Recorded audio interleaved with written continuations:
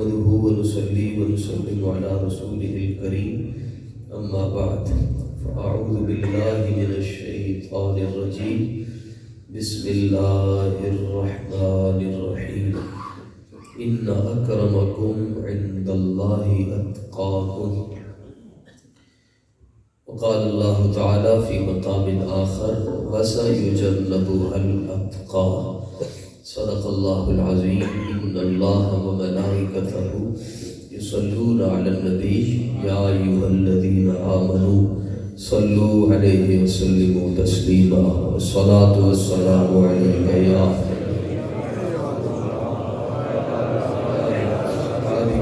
سيدي يا حبيب الله الصلاة والسلام عليك يا سيدي يا رحمة للعالمين وعلى آلك وأصحابك يا سيدي يا خاتم النبيين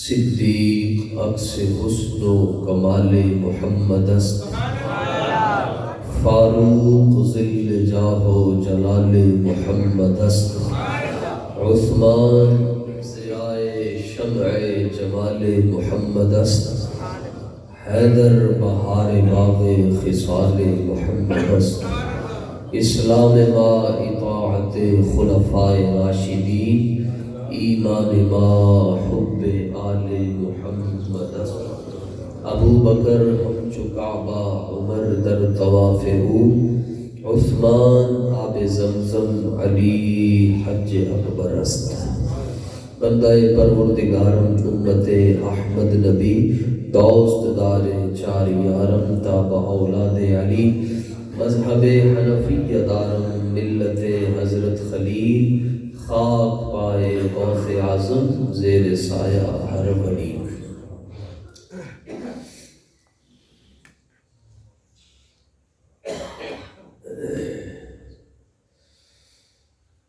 حضرات سادات کرام اور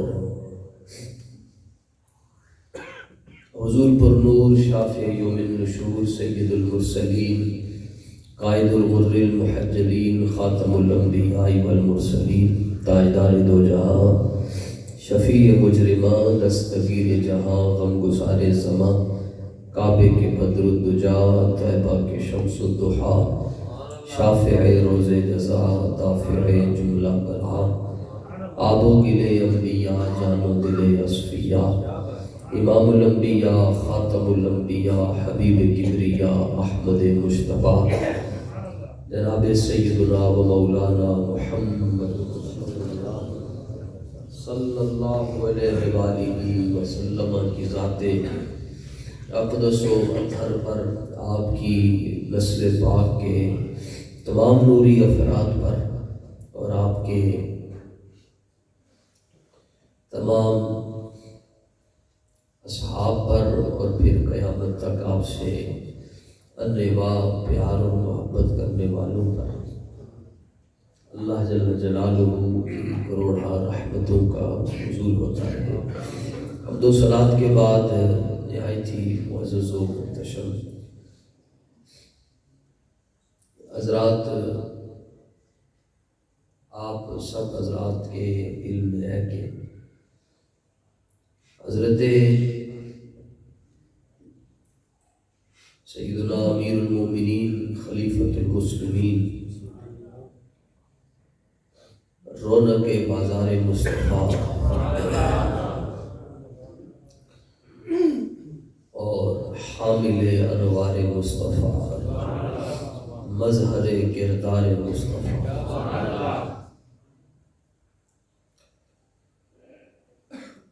واقف اسرار مصطفیٰ زینت دربار مصطفیٰ پرتو کمال مصطفیٰ جلوہ جمال مصطفیٰ ناشر اقوال مصطفیٰ نقشہ حال مصطفیٰ صورت قال مصطفیٰ بلکہ بات یوں ختم کریں کہ ساکن مزار مصطفیٰ عالم کی ساکن مزار مصطفیٰ حضرت ابو بکر صدیق رضی اللہ تعالیٰ کا مبارک مہینہ، اس مہینے کو آپ سے بڑی گہری نسبت اور عقیدت ہے، تو علامہ اقبال رحمۃ اللہ تعالیٰ علیہ نے رموز بے خودی کے اندر ارشاد فرمایا کہ من شب صدیق را دیدن بخواب، من شب صدیق را دیدن بخواب، فرماتے ہیں علامہ مجھے خواب میں تاجدار صداقت حضرت ابو بکر صدیق رضی اللہ تعالیٰ عنہ کا دیدار نصیب ہوا۔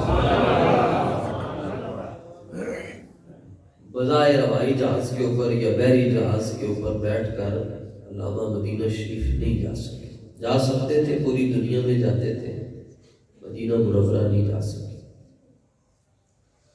تو اس کی وجہ صرف اور صرف اتنی ہے کہ علامہ حضور علیہ السلام سے اتنی محبت کرتے تھے جس طرح مولانا جامی رحمۃ اللہ تعالیٰ علیہ کی محبت مشہور ہے آقا علیہ السلام سے، کہ وہ جانا چاہتے تھے حضرت مولانا جامی، مگر انہیں راستے میں روک دیا جاتا۔ حضرت جامی نے پھر نسیمہ جانب بطحا گزر، پھر ہوا کے ذریعے حضور دی بارگاہ جدو سلام بھیجا، اور پھر جب سینہ پھٹنے کے قریب ہوا کہ مجھے ہر بار روک دیا جاتا ہے مدینہ شریف جانے سے، پھر وہ اپنی حالت بدل کر غلے کی بوریوں میں بھی چھپ کر آپ تشریف لے گئے۔ حضور والی مدینہ کے خواب میں آتے اور کہتے فلانی بوری دے اندر جامی آ گئے، انہوں نے روک دیا، فلاں گروہ میں آ رہا ہے، فلاں کیفیت میں آ رہا ہے۔ حضرت جامی رحمۃ اللہ تعالیٰ خواب میں رسول اللہ صلی اللہ تعالیٰ علیہ وسلم تشریف لائے، فرمایا جامی اسی تواڈے نال رنج نہیں ہاں، اسی ناراض نہیں ہاں، صرف یہ گل ہے کہ جے جامی مدینے آ جاتا ہے تو جامی دی محبت کا تقاضا ہے، اور جامی دی محبت کا صلہ یہی بنتا ہے کہ اسی باہر آ کے انہوں نے علامہ اقبال بھی اپنے آقا مولا سے اتنی محبت کرتے تھے کہ اگر آپ چاہتے تو سرکار دو عالم علیہ السلام نے روزہ روز سے باہر آ جانا تھا، یہ بات ہے۔ پھر لیکن خواب میں کئی بار اقبال صاحب حضوری ہوتا ہے، فرماتے من شب صدیق را دیدم بخواب، کہتے ایک رات میں حضرت ابو بکر صدیق رضی اللہ تعالیٰ عنہ کا دیدار گل ز خاک او چیدم بخواب، فرماتے صدیق اکبر رضی اللہ تعالیٰ عنہ نے او فیض دا حصہ دیتا جیڑا فیض صدیق اکبر نو غار سور دے اندر نصیب ہوتا۔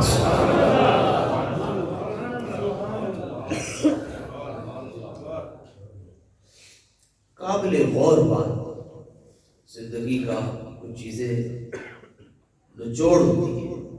بعض لوگ یہ کہتے ہیں کہ لوگ کیا ان کو کہنا بریلے بغیرت قسم کے آدمی ہو گئے، کہتے 3 رات اور 3 دن آقا علیہ السلام غار سور میں کافروں سے چھپ کر رہے،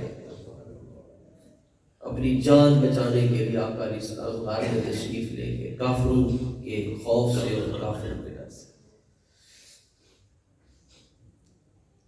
آپ اندازہ کریں یہ بات کس طرح درست ہو سکتی ہے، حالانکہ سرکار دو عالم علیہ الصلوۃ والتسلیم نے جب ہجرت کرنی تھی تو آپ کے گھر کے دائیں بائیں تو 40 کافر پہلے کھڑے تھے۔ بات سمجھ رہے ہیں، کافر تو پہلے کھڑے تھے۔ تو آقا علیہ السلام کو اللہ تعالیٰ نے فرمایا محبوب اپنی مٹھی میں مٹی کو رکھے، مشت خاک پکڑے اور کافروں کی طرف پھینک دے۔ سرکار دو عالم علیہ الصلوۃ والتسلیم نے وہ خاک پکڑی اور اس کو کافروں کی طرف یوں رکھ دیا۔ وہ کنکری جس کافر کی آنکھ میں لگتی گئی وہ اندھا ہو گیا۔ تو حضور تو بیناؤں کو نابینا کر کے کافروں کے ہجوم سے گزر کر گئے۔ جو دیکھنے والے تھے انہیں اندھا کر کے آقا علیہ الصلوۃ والتسلیم یہاں سے گزر کر تشریف لے گئے.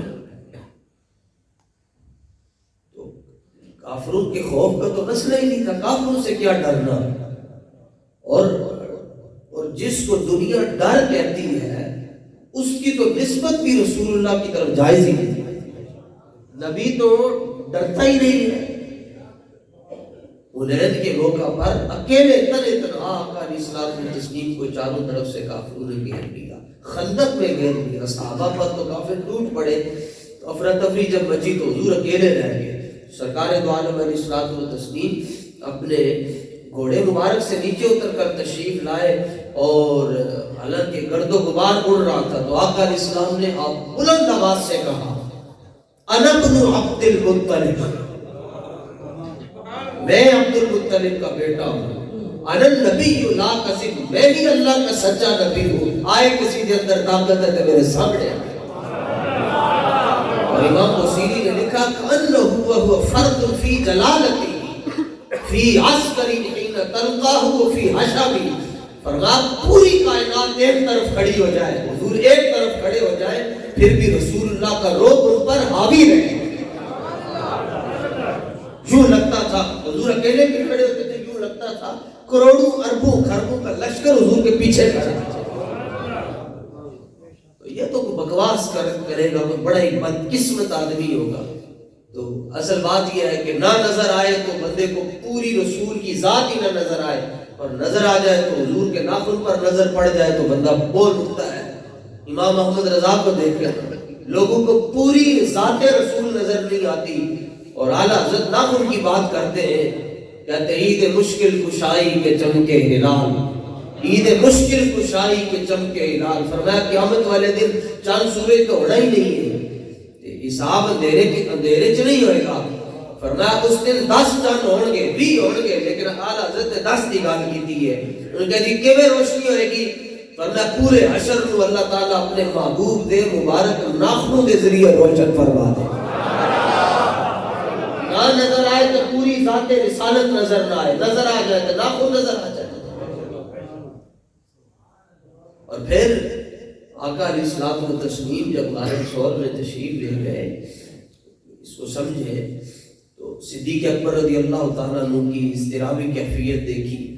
تو جو لوگ غار ثور میں گئے ہیں وہ جانتے ہیں کہ جو اس کا جغرافیائی سطح ہے وہ یہ ہے کہ اگر اوپر سے کوئی آ کر دیکھے تو اس کو جھانک کر دیکھنے کی ضرورت نہیں ہے کہ اندر کون بیٹھا ہوا ہے، اس کو ویسے خود بخود نظر آ جائے.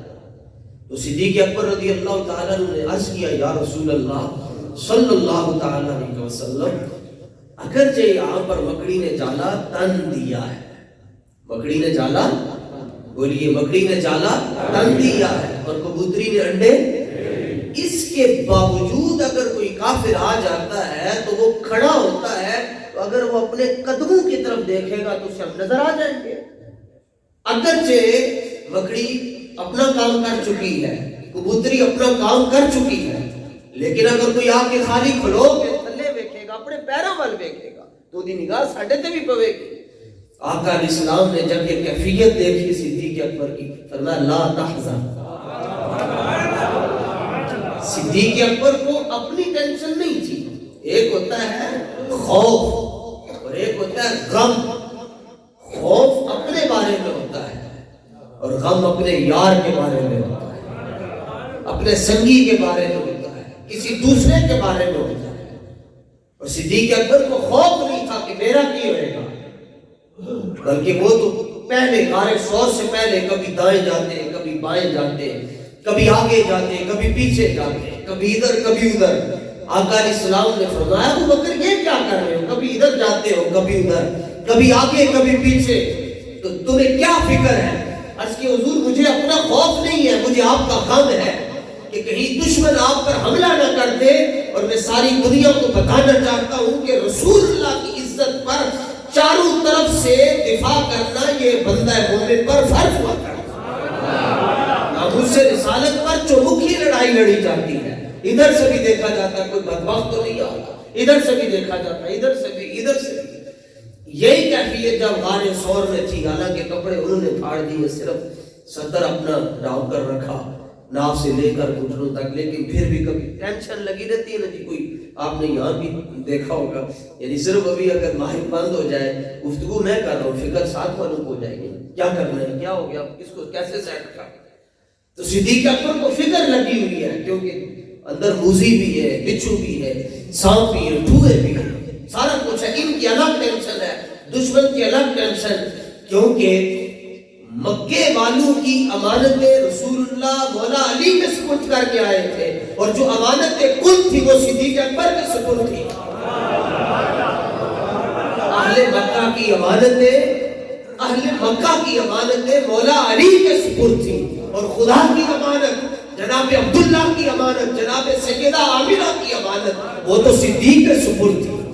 تو جس نے مکہ والوں کی امانتوں کا خیال کیا، سنی اس سے بھی پیار کرتے ہیں، اور جس نے رب کی امانت کا خیال کیا، سنی اس سے بھی پیار کرتے ہیں.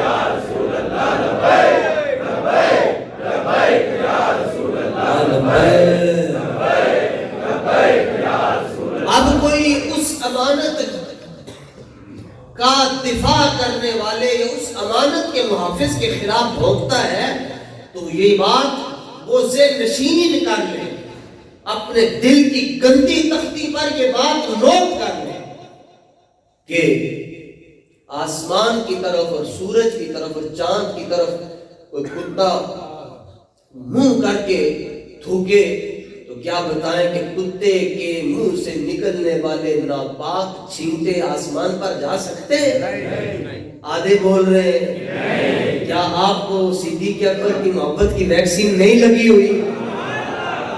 مولا علی کی محبت کا انجیکشن نہیں لگا ہوگا؟ تو پھر پریشان کس لیے ہو؟ یہ تو حلالی ماؤں کے بیٹے بولتے ہیں. یہ تو مسئلہ، یہ نادرہ نودرہ میں جانے کی ضرورت نہیں ہے. آپ نے دیکھنا ہو نا کہ حلالی رنگ کون سا ہے. تو صدیق اکبر کا میں یہ دو جملے تڑپ کر عرض کیا کرتا ہوں. میں کہتا ہوں علی تاں چنگا لگتا ہے جو پیو چنگا ہوئے، ابو بکر تاں چنگا لگتا ہے جو ماں چنگی ہو. مصطفیٰ کا ہم سفر ابو بکر، ہاتھ اٹھا کے مصطفیٰ کا ہم سفر ایسے گلی گلی نگر نگر. اگر کسی کی ہاتھ صدیق اکبر سے زیادہ قیمتی ہے تو وہ بھلے نہ اٹھائے. بزرگوں کو معافی ہے، بزرگ اپنے مال گالنا کھینچ نہ ہو، ان کو معافی ہے. بزرگ جو ہوں گے اگر کسی کی ہاتھ صدیق اکبر سے زیادہ قیمتی ہے وہ بالکل نہ اٹھائے. کسی کی ہاتھ مولا علی سے زیادہ قیمتی ہے وہ بالکل نہ اٹھائے. میں تو مولا علی کے جو مبارک گھوڑے ہیں ان کے پیشاب بھی مجھ سے افضل اور اعلیٰ ہے. میں تو ہاتھ اٹھا کر کہتا ہوں نعرہ حیدری، مصطفیٰ کا ہم سفر، گلی گلی نگر نگر، گلی گلی نگر نگر، نگر نگر گلی گلی، نگر نگر گلی گلی، نگر نگر گلی گلی. اس بات کو بس آپ کو سمجھانا ہے کہ خوف کی وجہ سے آقا علیہ السلام غار ثور میں، بولیے خوف کی وجہ سے غار ثور میں نہیں آئے. تو جب اندر دیکھا کہ حالت صدیق اکبر کبھی ادھر کبھی ادھر کبھی ادھر دیکھتے ہیں، فرمایا ابو بکر کیا ہوا ہے؟ عرض کیا یا رسول اللہ مجھے غم ہے. کس کا؟ فرمایا امانت کل کا. امانت کل کا غم ہے کہ اس امانت کو کچھ نہ ہو جائے. تائیں تھے اب وہ میں بات عرض کر رہا تھا کہ کوئی آسمان کی طرف کتا بھونکنا تو آواز تو جانی نہیں، تھوکے گا تو ناپاک چھینٹے. لیکن ایک بات ضرور ہوگی کہ اس کو کچھ نہ کچھ چاند کی عظمت کو ماننا پڑے گا، کیونکہ وہ ناپاک چھینٹے تو نہیں جا سکتے، تو متاثر ہوگا. اس لیے سنایا ہی ادھر ہے کہ جہاں پر کسی کی گالیاں جاتی نہیں، صرف عاشقوں کا درود و سلام۔ تو امانت کل کا غم ہے، سیادت کل کا غم ہے، اصالت کل کا غم ہے کہ میرے حضور کو کچھ نہ ہو جائے، میرے آقا و مولا کو کچھ نہ ہو جائے۔ جہاں انسان اپنی جان بچانے کے لیے محنتیں کرتا ہے، وہاں یار غار جان لٹانے کے لیے محنتیں کرتا ہے۔ آقا علیہ السلام نے پوچھا کہ ابو بکر کیا ہوا ہے؟ عرض کی حضور مجھے غم ہے آپ کا، مجھے فکر ہے آپ کی، آپ کو کچھ نہ ہو جائے۔ فرمایا ابو بکر لا تحزن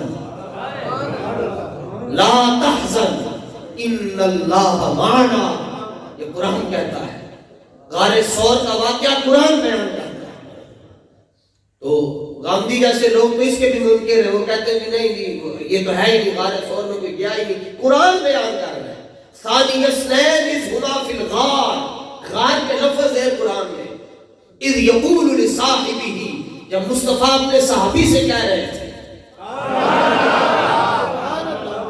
اصحاب کا لفظ تو کسی اور کے لیے بھی بولا جا سکتا ہے، لیکن صاحب کا لفظ صرف صحابہ کے لیے بولا جا سکتا ہے، جیسے اصحاب حنفیہ کہا جاتا ہے، اصحاب مالکیہ، لیکن صحابہ حنفیہ نہیں کہا جاتا۔ لفظ صحابہ صحبت سے نکلا ہے۔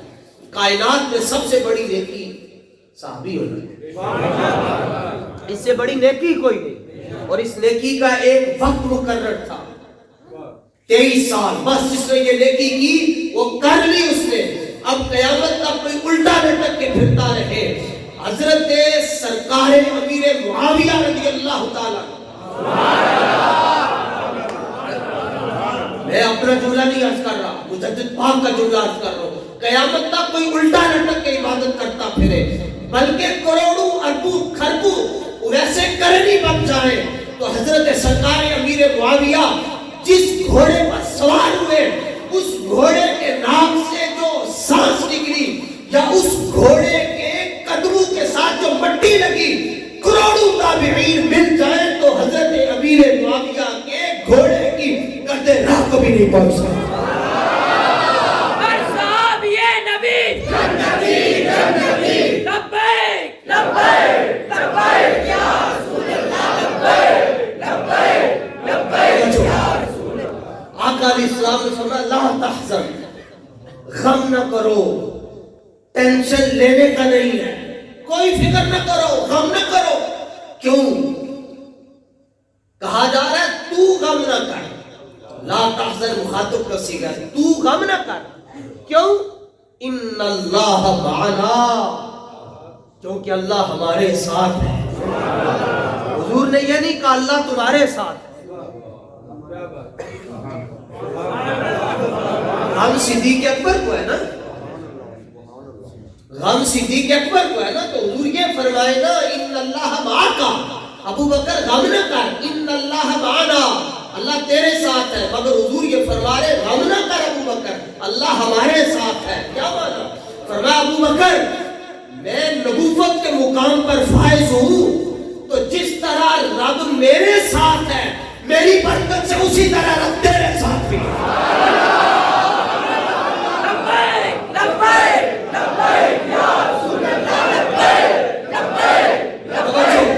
صدیق اکبر کس کو کہتے ہیں؟ مقام صحابیت سے اوپر ایک مقام ہے اور مقام نبوت سے نیچے ایک مقام ہے۔ مقام نبوت سے نیچے اور مقام صحابیت سے اوپر جو مقام ہے وہ اس پوری کائنات میں اگر میسر ہے تو یار غار مصطفیٰ فرمایا غم نہ کر، جس طرح رب ساڈے نال ہے رب تیرے نال بھی ہے۔ فی الجنہ فی الجنہ فی الجنہ، سارے بولو فی الجنہ، یہ تو حدیث ہے۔ ابو بکر فی الجنہ، زور لا کے میرا نہیں لگ رہا زور، میں تنخواہ لینے کے لیے زور لگاتا ہوں نہیں، صرف اور صرف اس لیے کہ آقا مولا قیامت والے دن دیکھ کر اتنا ارشاد فرما دے، فرمایا جنہیں میری صحابہ کی عزت نے گل کی تھی، قیامت والے دن وہ دیا عزت شرما اسی رکھا۔ ابو بکر ابو بکر اللہ جڑا جتنا اونچا بولے وہ تو صدیق اکبر اور مولا علی نے اتنا ہی فیض دے. ابو بکر کتے بھونکتے ہوئے نہیں شرماتے, آپ اپنے محبوب کی تعریف کرتے ہوئے شرماتے. ابو بکر ابو بکر ابو بکر. ابھی تو آپ نے چٹاکی بھی زور نہیں لگایا حضور. ابو بکر. یہ تو قیامت والے دن اس وقت تک کوئی مولا علی فرما دے انہوں میں حوض کوثر دا ایک قطرہ نہیں جان گا جدوں تک وہ دل وچ صدیق اکبر دا پیار نہیں ہوگا. ابو بکر اور جو اللہ ابو بکر. ابھی اس سے بات آگے بڑی تگڑی آنے والی. ابو بکر ابو بکر ابو بکر ابو بکر.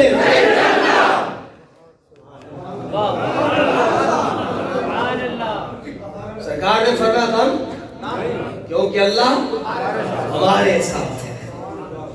اللہ موسیٰ علیہ السلام کا جب لشکر آگے نا پانی کے اندر تو موسیٰ علیہ السلام نے یہ نہیں کہا رب ہمارے لشکر کے ساتھ ہے. موسیٰ علیہ السلام نے فرمایا ان معی ربی, رب میرے ساتھ ہے. رب میرے ساتھ ہے. حالانکہ اس لشکر میں ایمان والے بھی تھے لیکن فرمایا نہیں رب میرے ساتھ ہے. اور جب رسول اللہ کے یار غار کا مسئلہ آیا حضور نے یہ نہیں کہا رب صرف میرے ساتھ ہے یا تیرے ساتھ ہے. فرمایا جب رب میرے نال ہے رب تیرے نال. تو کیوں بگڑتا ہے؟ بہت دو پہلو میں سنا ہے کیوں بگڑتا ہے. تیرے بگڑنے سے ان کی شان اقدس میں کوئی کمی نہیں آ سکتی. فرمایا لا تحزن, غم غم ہمارے بارے میں کر رہے ہیں. عرض کہ حضور اگر وہ آ گئے تو کیا کریں؟ اگر وہ دشمن آ گیا تو ہم کیا کریں گے؟ فرمایا ابو بکر کوئی مسئلہ نہیں. اب اس کو اشاروں میں سمجھیں. فرمایا ابو بکر اگر وہ دشمن ادھر سے آئیں گے غار کے دہانے سے, جو غار کی انٹری ہے جہاں سے ہم لوگ غار سور میں داخل ہوتے ہیں اور غار بند ہوتی ہے, ایک طرف سے کھلی ہوتی ہے دوسری طرف سے بند ہوتی ہے, اسی کو تو غار کہتے ہیں. انڈر پاس تو نہیں ہے کہ ادھر سے آپ داخل ہوئے ادھر سے نکل گئے, غار ہے.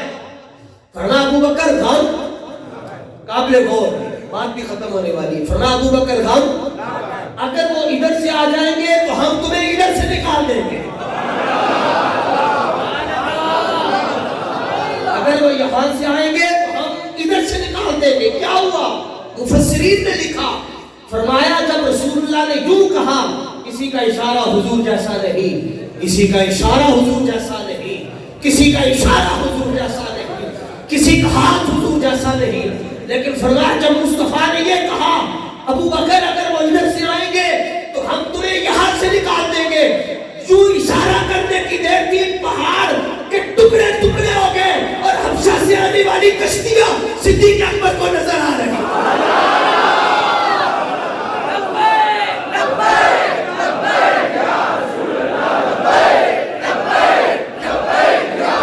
ارے مصطفیٰ کے غلاموں, جو نبی انگلی کا اشارہ کرے چاند کے ٹکڑے ہو جاتے ہیں. جب وہ 5 انگلیوں کا اشارہ کر رہا ہوگا کیا غار اپنی جگہ سے نہیں ہے؟ ابو بکر ادھر آئیں گے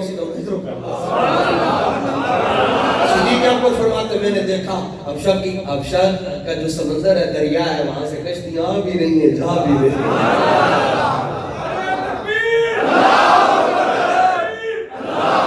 یہ جو 3 دن اور 3 راتیں تھی یہ خوف اور غم کی وجہ سے نہیں تھی, کوئی ڈر نہیں تھا. تو پھر کیا تھا؟ فرمایا ابو بکر مکے میں میلہ لگا ہوتا ہے, کوئی ہاتھ چومتا ہے, کوئی پاؤں چومتا ہے, کوئی دینی مسائل پوچھتا ہے, کوئی فقہ کے مسائل پوچھتا ہے. اور چونکہ تم امن الناس پر مولائے ما, اور فرمایا ابو بکر تیری خدمتیں سارے صحابہ سے زیادہ ہے, تیرے احسان دین پر سب سے زیادہ ہے. تو ہم نے یہ فیصلہ کیا کہ 3 دن اور 3 راتیں مقام خلوت میں آ کر ساری کائنات سے کٹ کر جب میں اپنے رب کے ساتھ ہم کلام ہوتا تھا تو میں غار حرا میں جاتا تھا. اب ابو بکر تیرے نال رج کے گلا کرن دا دل کردا سی, سارے مکے کو چھوڑ کر غار سور میں آئے ہیں. ایک تو ہے ایک اسیہ, تم اپنی باتیں سناتے جاؤ ہم تمہاری باتیں سنتے ہیں. Abu Bakr, Abu Bakr, Abu Bakr. हमारे हुक्मा ने लिखा है जी, तबीबों ने लिखा है, गूगल बाबा ने लिखा है कि संगे पारस ये वो पत्थर है कि अगर कोई धात इस संगे पारस को छू ले तो वो भी सोना बन जाती है। संगे पारस पत्थर है जी कायनात में, एक मैंने देखा नहीं है, सिर्फ पढ़ा है इसके बारे में। ये लोहा इनू छू लवे या ये लोहे नू छू लवे सोना बन जाता है। लेकिन ये किताब हिकमत की बात हो रही है, लेकिन किताब इश्क की बात इससे कहीं आगे, सितारों से आगे जहां और भी है। किताब हिकमत ये कहती है पत्थर लोहे को छू ले तो लोहा सोने में बदल जाता है। और किताब इश्क में ये बात लिखी हुई है, इस कायनात में एक ऐसी निस्बत है जो कंकर को मिल जाए तो कंकर का तारुफ बदल जाता है, जो अगर किसी शहर को मिल जाए तो शहर का तारुफ बदल जाता है। अगर उसी एक कपड़े को एक निस्बत मिल जाए उस कपड़े का तारुफ बदल जाता है। पूछा वो कौन सी चीज है जो कंकरियों का तारुफ बदल दे, तो किताबों का तारुफ बदल दे, तो शहरों का तारुफ बदल दे, तो इंसानों का तारुफ बदल दे। फरमाया जो धात को सोने में बदल दे उसे संगे पारस कहते हैं, और जो कंकर को सुरैया पर बिठा दे उसे निस्बत मुस्तफा कहा जाता है। निस्बत मुस्तफा है जो कायनात में अगर मिल जाए तो रब कस्में उठाता है और कहता